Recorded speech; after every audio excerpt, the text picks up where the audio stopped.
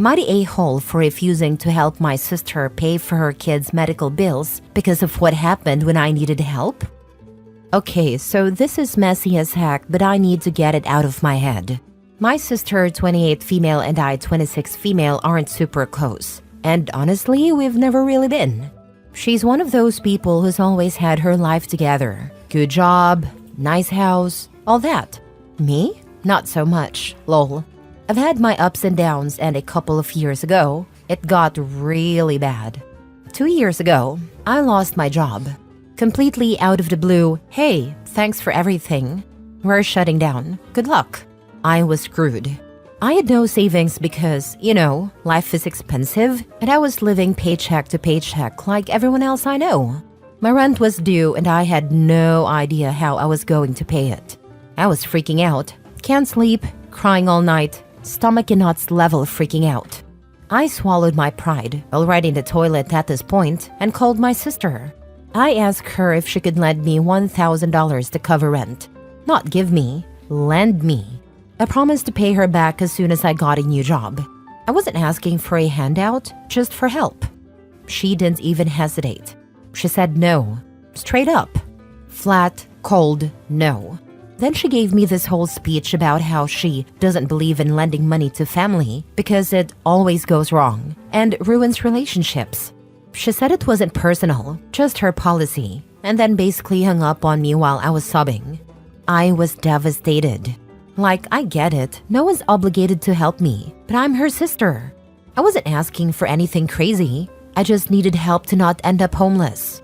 Anyway, I figured it out. I sold some stuff, borrowed from a couple of friends, and barely scraped by. But that moment, it stuck with me.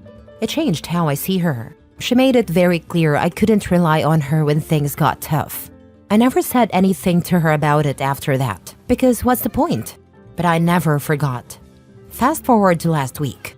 Her husband got laid off a couple of months ago, and I guess they're struggling, though I didn't know the details because we don't really talk. Then, out of nowhere, she calls me. She never calls, so I immediately knew something was up. She was crying, full on sobbing, and told me they needed $1,500 for my niece's medical bills. It's something about a treatment she needs, and apparently, insurance will reimburse them, but they have to pay up front. She said they're completely out of options and begged me to help. And look, I love my niece. She's 3, adorable, and obviously has done nothing wrong. But I couldn't help but think about the phone call 2 years ago when I was desperate, and she couldn't have cared less. So I told her, sorry, I can't help you. And yeah, I might have been a little petty because I threw her words back at her. I don't believe in lending money to family because it always goes wrong. She lost it. She started screaming at me about how this is different because it's her child, not just stupid rent, her words, and how I'm a selfish witch for holding a grudge over something that happened forever ago. She accused me of punishing an innocent kid just to get back at her, which, okay, maybe that's a little true, but also, where was this whole family helps family thing when I was begging her not to let me lose my apartment? Here's the thing, I can afford to help her. I've worked my butt off these past 2 years to get my life together, and for the first time in forever, I actually have some savings. But why the heck should I? She made it clear that we're not that kind of family. She set the rules, not me. And now that the shoe's on the other foot, I'm supposed to just forget everything and bail her out? I can't. Of course, she immediately ran to my parents, and now they're all over me too. My mom keeps saying, it's not about her, it's about your niece, and that I'm being heartless. My dad told me I'm acting cold and vindictive. They're making me feel like absolute garbage, and honestly, maybe they're right. It's not my niece's fault her parents are struggling, but it's not my fault either. And if I cave now, I know my sister will just think she can treat me however she wants, and I'll still come running when she needs me. So yeah, I feel horrible, but also I feel like she kind of had this coming. Am I being a total a-hole here? Or is it fair not to help her after everything? I can't tell if I'm justified or just being petty. Now for the top comments before reading the mini update. Sounds like her parents are saying they can give her the money, doesn't it? They can't. My dad's on disability and my mom's still paying off their mortgage. They'd probably dip into their retirement to help, which is why they're pressuring me instead. So, they pay and get reimbursed by sister. What's the issue? It's about niece after all. Because no one will get reimbursed. The whole insurance is a straight-up lie. She can contact the hospital to work out a payment plan. You're following the golden rule of treat others how they treated you. Can't blame you for sticking to it. Hashtag petty but justified. 100% this. She didn't have your back when you needed it, so why should you go out of your way for her now? You're not being petty. You're just holding her accountable for her past actions. Hashtag petty but justified all day long. Mini update. Sorry, there's a lot to read, but I want to say I'm reading all the replies. I see there are more options than I previously thought. I'm considering helping her get the money in some other way, like paying the healthcare providers directly or getting legal support. I'm extremely bitter about what my sister did back then. Frankly, I do feel like teaching her a lesson, but I don't want to be psychopathic and let my niece suffer. Thank you for the honest advice. I'll read all the suggestions and contact directly if needed. Next story. Am I the a-hole for not going above and beyond to make sure my kids see their half-sister and not even making sure they get to see her at Christmas? I, 30 male, have 2 kids, 11 female and 9 male, with my ex, Charlotte, 30 female, and have full physical and legal custody of them. We had our kids young, and while we both struggled, Charlotte struggled more. Within a month of our son's birth, she regretted having the kids and arguably felt the same way about our daughter. She voiced this after our son was born, asking for time to find herself. However, once she was free from parental responsibilities, she didn't want to come back. From the beginning, I had primary custody of our kids. Charlotte was granted a generous visitation schedule for someone who admitted she didn't want to parent. The judge gave her 3 weekends a month and 4 weekday dinners, Wednesdays. However, she never took the Wednesday dinners and rarely took more than 1 weekend a month. Sometimes, months would go by without her seeing them. Despite this, the judge refused to modify her visitation rights because she was their mother. Charlotte's family wanted to maintain a relationship with the kids, and we got along reasonably well, so I allowed it. Things changed when Charlotte met her husband, Rob. Rob wanted to be my kid's dad and even attempted to gain more custody after their wedding, filing for it on their wedding day, thinking the marriage would make a difference. Rob claimed the kids called him dad, which they denied. He accused me of interfering and telling the kids not to call him dad. My kids told me they disliked how he tried to force them to stand near him or walk with him. I documented everything and consulted my lawyer. I even recorded an incident where Rob scolded the kids for not calling him dad in front of me and trying to hug me at an extracurricular event, saying it was their time with the kids. During the custody evaluation, I presented all the evidence. A guardian ad litem was appointed, and eventually, I was granted full physical and legal custody. By then, Rob had lost interest in the kids because they wouldn't accept him as their father. He went from demanding custody to wanting nothing to do with them. Charlotte seemed relieved to no longer have the kids around. Shortly after the court decision, I learned Charlotte was pregnant, and 10 months later, she and Rob had a daughter. My kids have seen their half-sister 3 times in her 4 years. Charlotte has no contact with our kids now, but her family still sees them. Charlotte's parents and siblings recently complained that I don't facilitate a relationship between my kids and their half-sister. They said I should go above and beyond to ensure they grew up loving each other. Apparently, my kids told them they don't care about their half-sister. When asked, my kids said they simply don't feel connected to her. Charlotte's parents proposed hosting Christmas for the entire family and demanded I send my kids so they could spend the holiday with their half-sister. I declined. I told them I wouldn't send my kids away from their active parent on Christmas just to be ignored by their other parent and have a 4-year-old pushed onto them by extended family. Charlotte's parents were unhappy and accused me of being a petty dad who only cares about his bloodline and not the relationship between half-siblings. They said I should do what's best for the kids instead of myself. Am I the a-hole?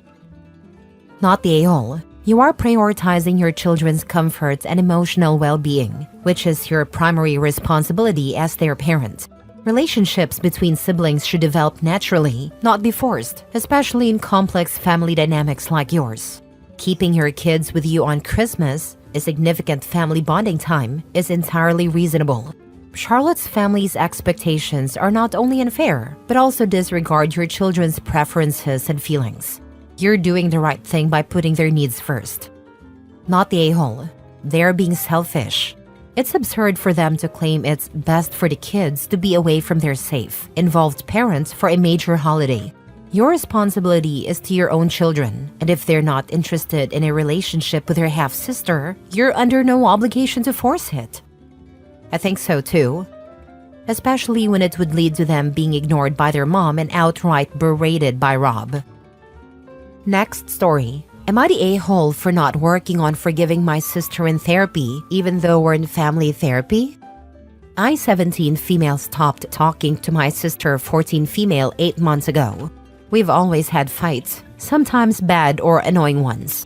But 8 months ago, we had a fight where my sister told me she wished I died with our mom so she could have a perfect family, instead of me always reminding everyone that it won't happen. She said it like she truly meant it. She told me I was the worst person she'd ever known, that she didn't understand why I had to be alive, and that I kept her mom from having a child of her own to create the perfect family. When she stopped talking, she realized I wasn't reacting the same way I usually did. In most fights, I'd roll my eyes and walk away. This time, I just told her that I wished I had a real sibling, but now I'm an only child, so we can't all get what we want. She tried to apologize, but I completely shut her out. Our dad heard about the fight and told me she's younger and I need to forgive her. I told him I didn't have to do anything, and I wasn't going to forgive her because I know she meant what she said. He told me I was mean for saying I wished I had a real sibling and claiming I'm an only child when I'm not. I told him I was done, so we're not sisters anymore. He kept trying to talk to me, but I held my ground. Then he and my stepmom decided we all needed family therapy. A lot of stuff came up in the sessions. How our mom died when I was 5 and my sister was almost 3. How I remember mom, but my sister doesn't. When dad remarried, our relationships with his wife, my stepmom, became very different. To my sister, she's mom. To me, she's just dad's wife. My sister has told me many times that mom means nothing to her and she doesn't love her. To me, mom is my only mom. I miss her, I love her, and having my stepmom didn't change that. I talked about how mom's birthday and anniversary are ignored, and how dad and my stepmom made me hide most of mom's things, even though they were already in my room because my stepmom felt disrespected seeing them. My sister said she hates that I won't let us be a family of 4, and that I won't accept my stepmom. She thinks living people deserve love over dead people.